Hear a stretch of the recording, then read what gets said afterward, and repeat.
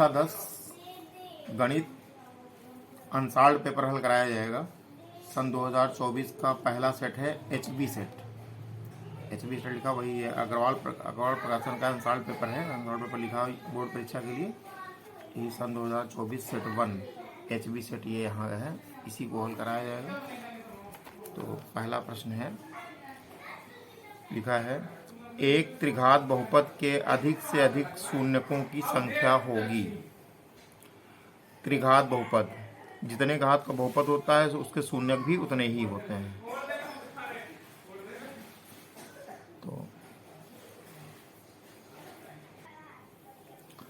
एक त्रिघात बहुपद के अधिक से अधिक शून्यकों की संख्या होगी।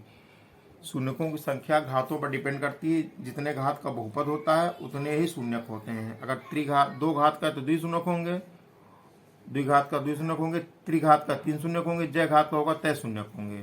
त्रिघात है तो तीन शून्यक होंगे, तो तीन शून्यक है, विकल्प भी सही है। तो लिख देंगे त्रिघात बहुपद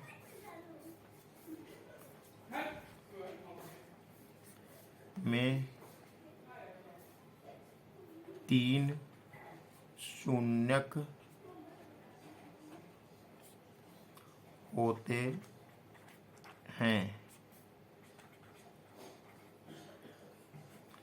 अतः विकल्प बी सही है। अतः विकल्प बी सही है। यही हमारा आंसर हो गया। क्वेश्चन नंबर 2, अगर संख्या 140 का अभाज्य गुणनखंड होगा, संख्या 140 का अभाज्य गुणनखंड होगा, तो हल करेंगे। लिखेंगे 140 के अभाज्य गुणनखंड।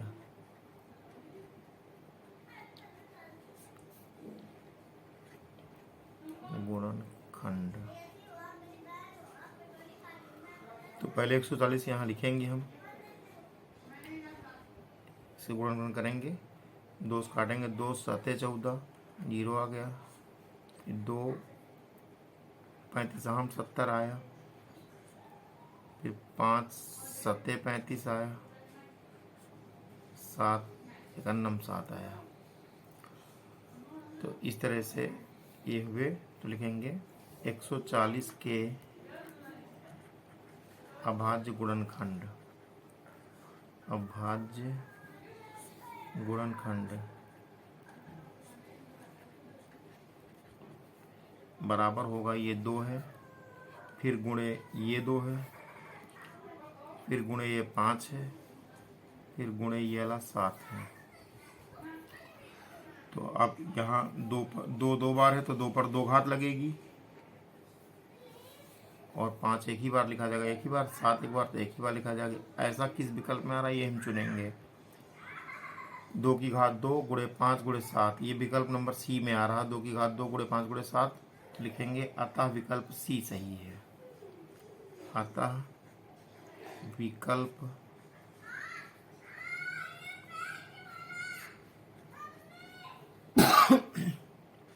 सी सही है। यही हमारा आंसर हो गया। नंबर 3 में लिखा है भाज्य भाजक भागफल एवं शेषफल में संबंध होगा। हल करेंगे हम। भाज्य भाजक भागफल एवं शेषफल में संबंध, तो इसके लिए सूत्र बनेगा। इसमें देखेंगे भाज्य बराबर शेषफल गुणे भागफल प्लस भाजक है, तो हो नहीं सकता, गलत है। तो भाज्य बराबर होता है भाजक गुणे भागफल प्लस शेषफल होना चाहिए। तो ये विकल्प सी में आ रहा है। क्वेश्चन नंबर 3, तो इसका जो है अतः विकल्प सी सही है। लिखेंगे अतः विकल्प सी सही है। तो सूत्र क्या बनेगा? सूत्र बनेगा कि भाजक बराबर विकल्प सी सही है तो भाज्य बराबर इसमें होगा, भाजक नहीं होगा। विकल्प सी सही है तो भाज्य बराबर हो, भाजक नहीं, इसको भाज्य लिख सकते हैं। भाज्य बराबर होगा भाजक गुणे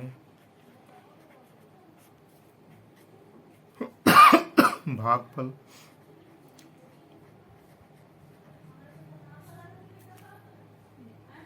प्लस शेषफल।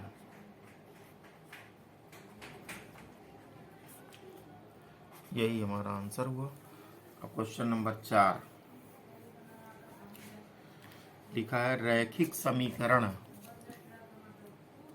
x + 2y + 5 बराबर 0 तथा यहाँ लिख देंगे हल। जो रैखिक समीकरण दिए हैं उनको लिख देंगे, पहले हल करेंगे। रैखिक समीकरण जो दिए हैं इनको लिख देंगे। रैखिक समीकरण जो दिए गए हैं, पहला दिया है x + 2y + 5 बराबर 0 लिखा है, तथा दूसरा लिखा है तथा। ये समीकरण 1 इसको कह देंगे। दूसरा नंबर लिखा हुआ है -3x - 6y + 1 बराबर 0 के युग्म का हल। यहाँ समीकरण 1 से देखिए हल करेंगे हम। समीकरण 1 से क्या निकलेगा? ax होता है यानी a1 आएगा यहाँ पे 1। 1 से यहाँ लिख देंगे a1 बराबर आया 1, b1 बराबर आया 2, c1 बराबर आया 5। समीकरण 2 से लिखेंगे हम। समीकरण 2 से a2 बराबर -3, ये समीकरण 2 वाला है, इससे लिखेंगे a2 b2 c2 आएगा। b2 बराबर है -6 और c2 बराबर है 1। तो पहले हम a1 बटे a2 निकालेंगे। लिखेंगे a1, पहले हम a1 बटे a2 निकालेंगे। तो a1 बटे a2 आएगा। a1 का मान 1 है और a2 का मान है -3। तो a1 बटे a2 आ गया 1/-3, या इसको ऐसे भी लिख सकते हैं a1 बटे a2 बराबर -1/3 कर सकते हैं, या ऐसे भी लिख सकते हैं। अब निकालेंगे b1 बटे b2।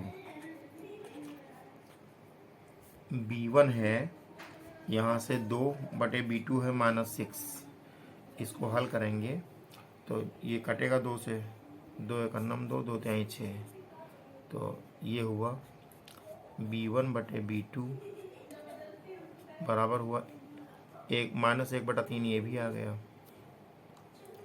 ये b1 बटे b2 की वैल्यू आ गई। अब हम लिखेंगे c1 बटे c2। c1 बटे c2। c1 का मान है 5 और c2 का मान है 1। 5/1, इससे मतलब नहीं है, बराबर के नहीं आ रहा, तो यानी c1 बटे c2 अलग आ रहा कुछ। 5 आ रहा है या 5/1 भी कह सकते हैं। तो यहाँ से क्या बना कि चूँकि ऐसे बना इस तरह से कि चूँकि a1 बटे a2 बराबर आया है b1 बटे b2 के, परंतु c1 बटे c2 बराबर नहीं आ रहा, तो लिखेंगे does not equal to c1 बटे c2। इसके बराबर नहीं आ रहा। तो जब a1 बटे a2 बराबर b1 बटे b2 होता है और c1 बटे c2 बराबर नहीं होता है, तो ऐसे में युग्म का कोई हल नहीं होता है। तो लिखेंगे युग्म का कोई हल नहीं होगा। अतः युग्म का कोई हल नहीं है। किस विकल्प में दिया कोई हल नहीं है, तो ये लिखा है पहला द्वितीय, दूसरे में बी में 2 हल, अपरिमित रूप से अनेक हल, डी में उपरोक्त में से कोई नहीं, विकल्प डी सही है। लिखेंगे विकल्प डी सही है, विकल्प डी सही है। एक बार फिर से इसको चेक कर ले रहे हैं। यहाँ A1 है 1, B1 है 2, C1 है 5, A2 -3, B2 -6 और C2 है 1 यहाँ पर। तो प्रश्न में यही लिखा हुआ है। प्रश्न है यहाँ पर ये प्रश्न संख्या 4 है, C2 1 और ये 5 है। हाँ ठीक है, बराबर नहीं होगा, तो प्रयुक्त में से कोई नहीं, विकल्प डी सही है। यही हमारा आंसर हुआ।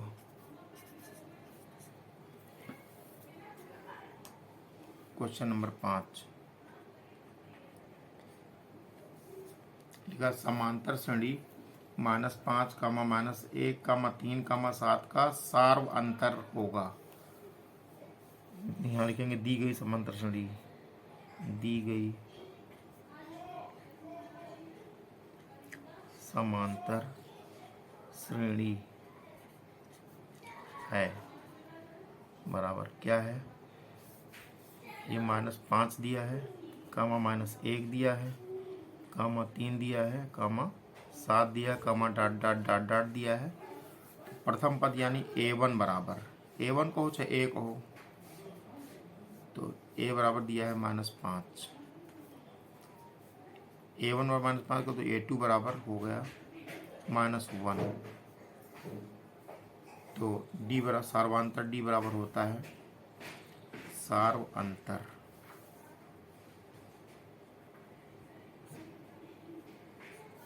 D बराबर होता है A2 - A1।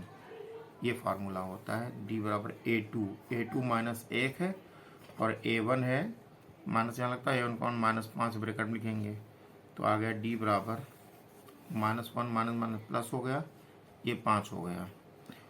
तो D बराबर -1 है, या प्लस का 5 से घटेगा तो हो जाएगा प्लस के 4 बचेगा यहाँ पर, तो D बराबर आ गया 4, यानी सार्वंतर बराबर 4 आया। किस विकल्प में है ये, 4D विकल्प में है। देखो यहाँ लिख देंगे सार्वंतर बराबर 4, सार्वंतर बराबर 4 लिखेंगे, अतः विकल्प डी सही है, अतः विकल्प डी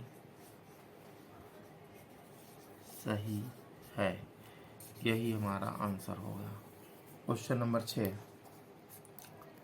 लिखा है द्विघात समीकरण ax² + bx + c = 0 का विविधकर होगा। यहाँ लिखेंगे द्विघात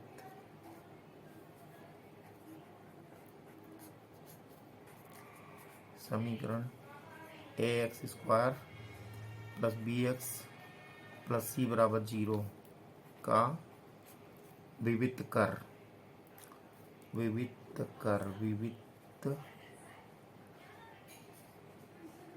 लिखेंगे, विविध कर d बराबर होता है b², विविध कर d कैपिटल डी चले गए, विविध कर d बराबर होता है b² - 4ac।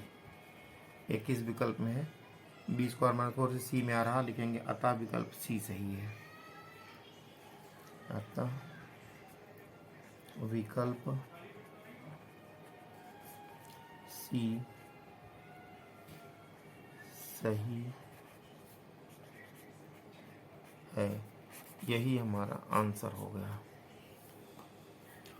क्वेश्चन नंबर 7 दो बिंदुओं का हल करेंगे। बिंदु दिए गए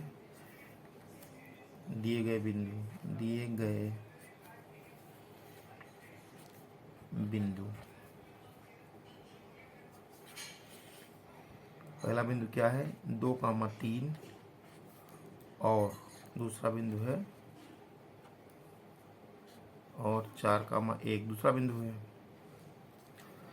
तो यहाँ से ये x1, ये y1, ये x2 है ये y2 है। इनके बीच की दूरी निकालना है तो लिखेंगे, सूत्र लिखेंगे पहले, चूंकि दो बिंदुओं के बीच की दूरी, दो बिंदुओं के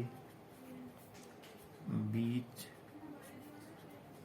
की दूरी d बराबर होता है under root a2 minus a1 का whole square plus b2 minus b1 का होल स्क्वायर। यही सूत्र यहाँ लगाएंगे हम। तो यहाँ से d बराबर आया a2 बल्कि यहाँ x1 लिखना चाहिए हमको, x2 माइनस x1 का whole square, y2 minus y1 का होल स्क्वायर यहाँ होना चाहिए। तो x2 है यहाँ पर 4 लिखेंगे, माइनस x1 है यहाँ 2 का होल स्क्वायर, प्लस y2 है 1 माइनस y1 है 3 का होल स्क्वायर। तो ये बन गया है हमारा, d बराबर आया, ये 2 बचेगा 2 का स्क्वायर, प्लस यहाँ माइनस 2 बचा, माइनस 2 का स्क्वायर करेंगे हम। तो d बराबर हुआ यहाँ पर, ये हुआ 2 दूनी 4, ये भी 2 दूनी 4 आया। d बराबर जोड़ेंगे, d बराबर हो जाएगा अंडर रूट 8, अंडर रूट 8। अब अंडर रूट 8 को लिख सकते हैं अंडर रूट के अंदर 2 गुणे 4, और 4 का वर्गमूल होता है 2। तो d बराबर आ गया यहाँ पर 2 अंडर रूट 2 किस विकल्प में है, ये विकल्प नंबर बी में है। लिखेंगे अतः विकल्प बी सही है, अतः विकल्प बी सही है। हो गया, यही हमारा आंसर। क्वेश्चन नंबर 8 लिखा, यदि द्विघात समीकरण 3x square minus 12x plus m बराबर 0 के मूल बराबर हों तो m का मान बताओ। ये दिया गया है, इसकी तुलना करेंगे, की तुलना द्विघात समीकरण ax square plus bx plus c बराबर 0 से करने पर।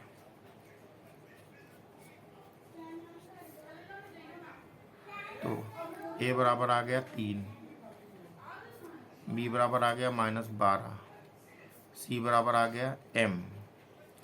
तो दिया गया चूंकि मूल बराबर है, चूंकि मूल बराबर हैं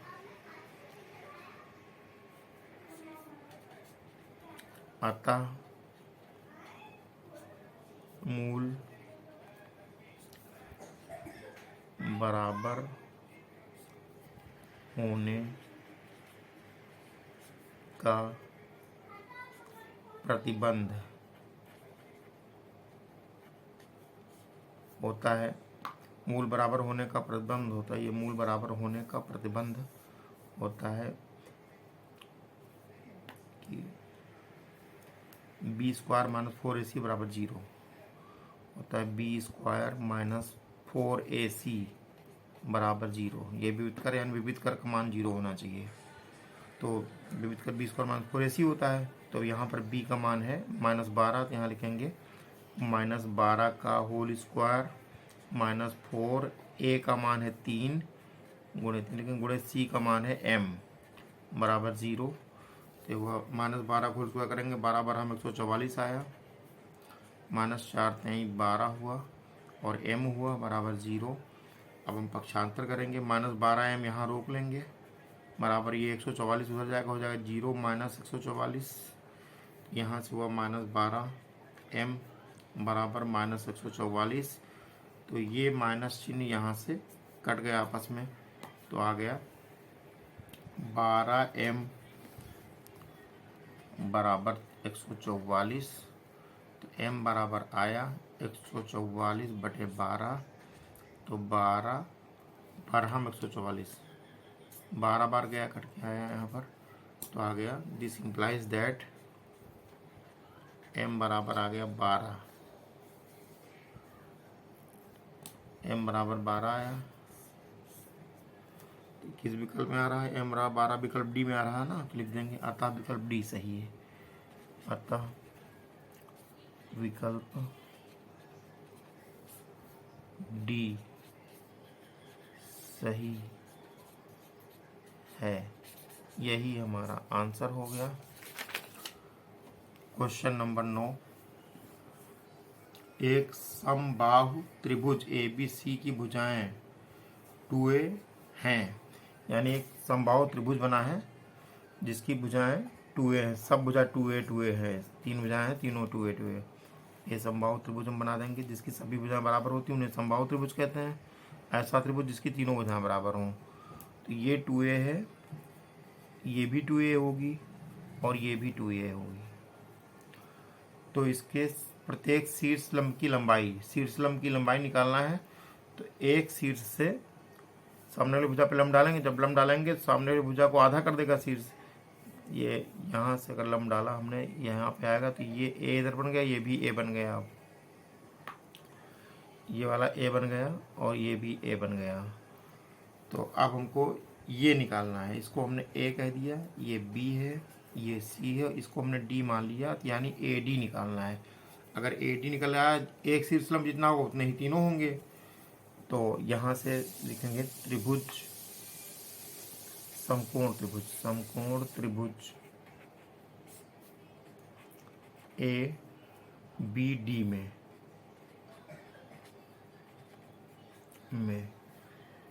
तो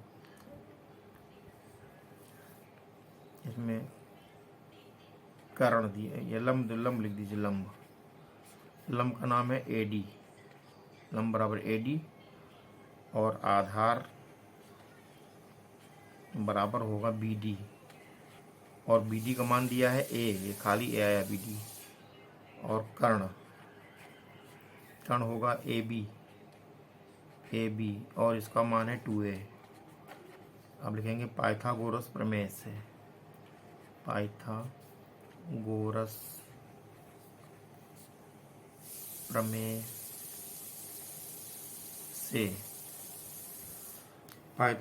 प्रमेय से होता है कर्ण का वर्ग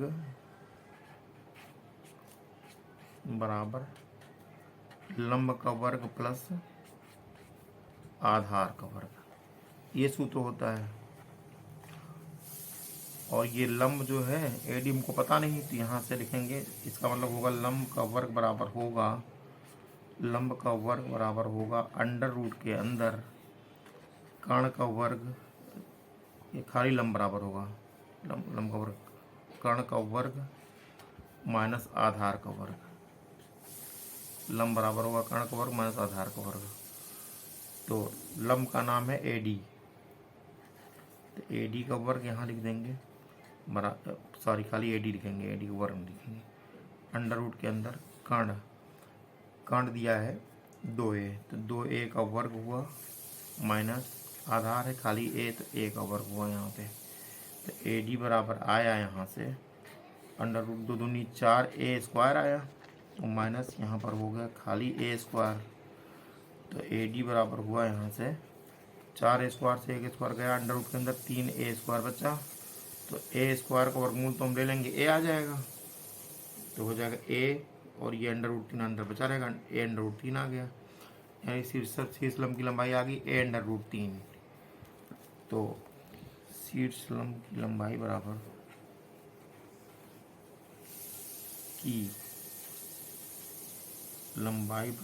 a अंडर रूट 3, ये विकल्प नंबर C में सही है, लिखेंगे अतः विकल्प C सही है, अतः विकल्प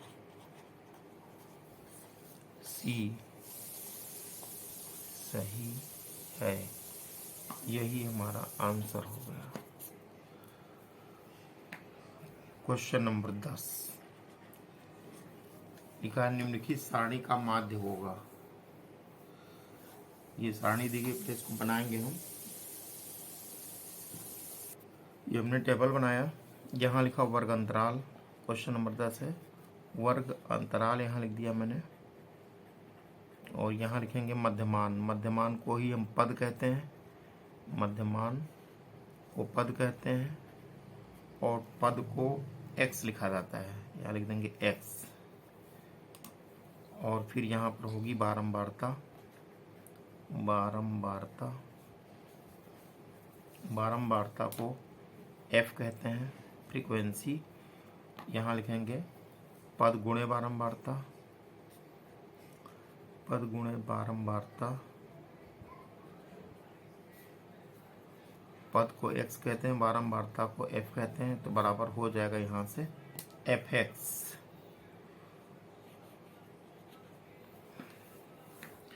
तो यहाँ मान रखेंगे हम, वर्ग अंतराल है 1 से 3, 1 से 3 लिखेंगे, फिर 3 से 5, यहाँ 3 से 5 लिखा, फिर 5 से 7, हम यहाँ 5 से 7 लिखेंगे, फिर ये 7 से 9 है, यहाँ 7 से 9, फिर यहाँ 9 से 11 यहाँ लिखेंगे। तो पद निकालना है, इसको इसको जोड़कर आधा कर देते हैं, यानी निम्न सीमा प्लस उच्च सीमा जोड़कर आधा करेंगे तो मध्यमान निकलेगा, उसी को पद कहते हैं। 3 1 4, 4/2 करेंगे, 2 आएगा, 4 का आधा 2 होता है, 5 3 8, 8 का आधा 4 होगा, 7 5 12 का आधा 6 होगा, 9 5 14 का आधा 7 होगा, और 11 9 20 का आधा, 11 9 18, 18 का आधा 9 होगा, 11 9 20 होता, सॉरी 20 का आधा 10 होगा। तो 4 का आधा 2, 5 3 8 का आधा 4, और 7 5 12 का आधा 6, 9 7 16 का आधा 8 होना चाहिए, यहाँ पे 8 आया, तो यहाँ पे 10 होगा इस जगह पे, ये हुआ। तो अब बारंबारता लिखी, यहाँ 3 लिख देंगे 3, फिर 2 लिखा 2 लिख देंगे, यहाँ ये 4 है 4 लिखेंगे, फिर 2 है 2 लिखेंगे, तब 3 है 3 लिखेंगे। तो पद यहाँ पे 2 है, यहाँ 2 लिखा, गुणे बारंबारता है 3 तो 3 लिखेंगे, पद यहाँ 4 गुणे बारंबारता 2 है, पद यहाँ 6 गुणे बारंबारता 4, पद यहाँ 8 गुणे बारंबारता 2, पद यहाँ 10 गुणे बारंबारता 3। तो यहाँ से 3 दूनी 6 होगा, यहाँ 6 लिखेंगे, ये 4 दूनी 8 होगा, यहाँ 8 लिखेंगे, यहाँ 6 24 होगा, 24 लिखेंगे, यहाँ 8 दूनी 16 होगा, 16 लिखेंगे, 10 यहाँ 30 होगा, 30 लिखेंगे यहाँ पर। फिर अब इनको हम जोड़ेंगे, तो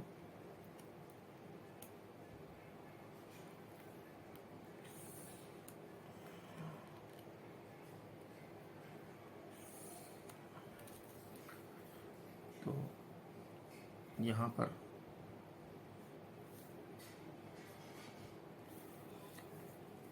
इसको बारंबारताओं जोड़ कहेंगे समेसन एफ बराबर, और ये समेसन एफ एक्स लिखेंगे बराबर। अब इनको जोड़ते हैं, 3 2 5, 5 4 9, 9 2 11, 11 3 14, फिर जोड़ लेंगे 3 2 5, 5 4 9, 9 2 11, 11 3 14, समेसन एफ 14 आ गया। फिर समेसन एफ एक्स निकालेंगे, 8 6 14, 14 और ये 16, 14 16 30, और 24 54, और 54 और 30 84, ये 84 आ गया।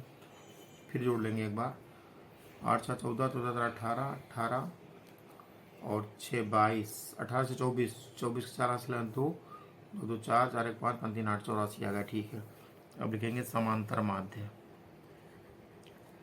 समांतर माध्य बराबर होता है summation F x, summation F x बटे समेसन एफ, ये सूत्र होता है। समेसन एफ एक्स 84 आया बटे समेसन एफ आया 14, काटेंगे 14 छंग 84, 6 बार गया यहाँ से, तो 6 किस विकल्प में आ रहा है, विकल्प डी में आ रहा है ना, यहाँ लिख देंगे समांतर माध्य बराबर, समांतर माध्य बराबर आ गया 6 लिखेंगे, अतः विकल्प डी, विकल्प डी सही है, यही हमारा आंसर हो गया। ये पार्ट 1 है इसका, इसमें प्रश्न 1 से 10 तक है। प्रश्न 1 से 10 तक का हल यहाँ किया गया है। अगले पार्ट में प्रश्न 11 से 20 तक हल किया जाएगा।